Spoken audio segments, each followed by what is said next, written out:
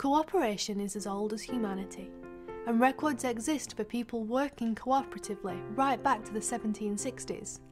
But the cooperative movement as we know it today began right here on Toad Lane in Rochdale. Life was hard in the 1840s. There were few jobs for the weavers, people were hungry, and life expectancy was very low. People were often in debt to shopkeepers, who sold poor quality food. This cooperatively owned shop was set up by 28 working people in 1844 who wanted to be able to buy honest food at honest prices. They saved up until they could afford to open a shop and transported their first goods by wheelbarrow all the way from Manchester.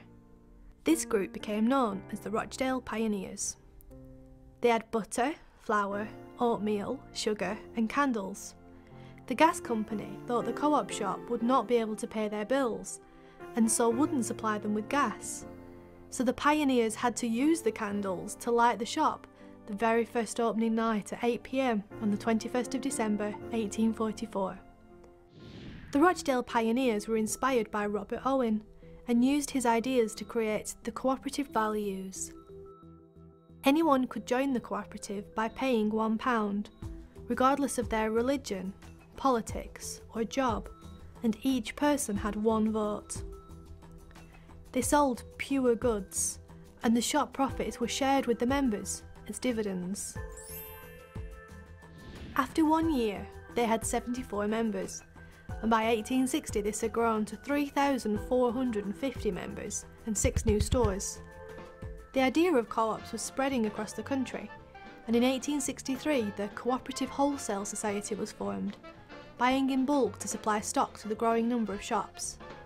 This became the cooperative group. Most co-ops had a reading room above the shop that members could use, as education was seen as very important for all. In the Rochdale Pioneers Cooperative, many men and women had their first opportunity to take part in voting, years before general elections were in existence. Women were welcome in cooperatives from the very beginning, given equal voting rights, and were allowed to sign for their dividend. A minimum wage was implemented in 1907, 90 years before becoming law in the UK, and cooperatives were often ahead of their time when it came to issues like pensions and working conditions. Workers at a cooperative factory in Crumpsall had a piano, library, and even a football club at work, and they were the first biscuit makers in the country to work an 8-hour day. Employees even got a wedding cake given to them by the factory when they got married. Cooperatives are famous for caring for their members, even looking after the families of soldiers by continuing to pay their salaries whilst at war, and assuring them jobs on their return home.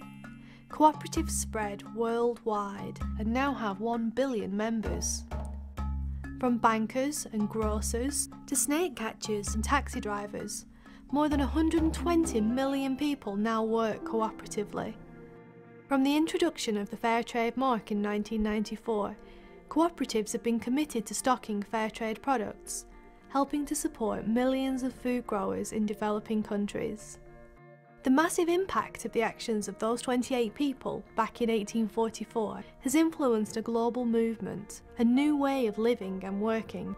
The original shop on Toad Lane has been preserved as a museum, so you can come and find out about cooperation, share cooperative stories, and discover more about the Rochdale Pioneers. You can check out the website to have a virtual tour of the Toad Lane Museum, or come and visit in person. The Cooperative Heritage Trust has recognised the relevance of cooperation in today's society, and with your help can continue to develop the Rochdale Pioneers Museum and National Cooperative Archive at this important time, so we can all inspire future generations. 21st century pioneers have a unique opportunity to make a significant contribution to safeguarding the future of cooperation and to improve our lives and the lives of others. It's now our time to make a difference as we move towards a brighter, more cooperative future.